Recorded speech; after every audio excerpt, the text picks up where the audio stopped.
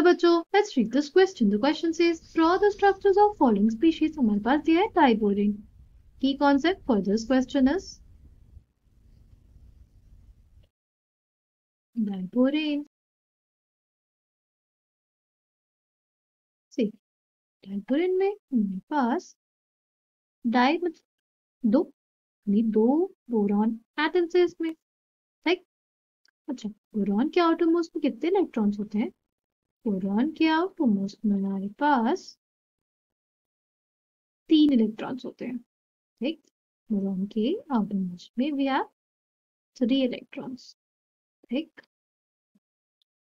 फिर हमारे पास इसमें हाइड्रोजन के आउटरमोस्ट में कितने इलेक्ट्रॉन्स होते हैं? हाइड्रोजन के आउटरमोस्ट में 1 इलेक्ट्रॉन रहता है, राइट।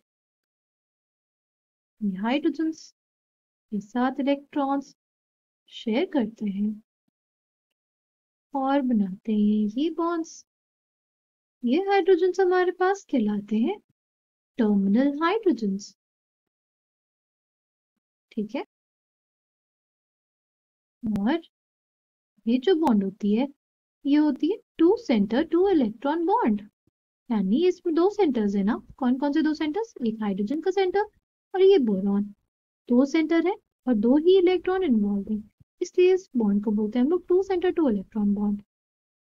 और बोरॉन के जो ये एक इलेक्ट्रॉन होता है, ये कंबाइन करता है हमारे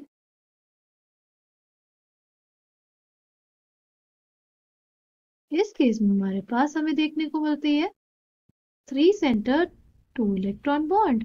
इसमें हमारे पास देखिए बोरॉन का इलेक्ट्रॉन इन्वॉल्व है, एक हाइड्रोजन का इलेक्ट्रॉन इन्वॉल्व है, और ये वाले जो बोरॉन एटम है ना, ये देता है अपना वेकेंट ऑर्बिटल, ठीक है। और इसमें कितने सेंटर्स हैं? इसमें हमारे पास 1 2 3 सेंटर्स, और इलेक्ट्रॉन्स कितने इन्वॉल्व है? सिर्फ 2। इस वजह से इस जो बॉन्ड को हम लोग कहते हैं, ये बोलते हैं 3 सेंटर 2 इलेक्ट्रॉन बॉन्ड, और इस बॉन्ड को हम लोग बनाना बॉन्ड भी बोलते हैं, ठीक। ऐसे ये वाला जो बोरॉन एटम है,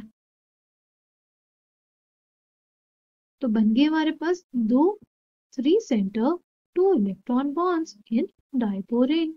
यानी बेसिकली हमारे पास डाइबोरेन का स्ट्रक्चर कैसा होता है? ये हमारे पास हाइड्रोजन हो गए और ये हमारे टर्मिनल हाइड्रोजन हो गए, ठीक है। फिर जो बोरॉन एटम है, इसका हाइब्रिडाइजेशन क्या होता है? ये sp3 हाइब्रिडाइज्ड होता है, ठीक। ये जो बोरॉन एटम है और ये जो हाइड्रोजन है, ये हमारे प्लेन में रहते हैं, और बाकी जो टर्मिनल हाइड्रोजन है वो हमारे प्लेन में नहीं रहते हैं, ठीक है। आई होप आपको समझ में आया होगा structure of diborane. Thank you and all the best.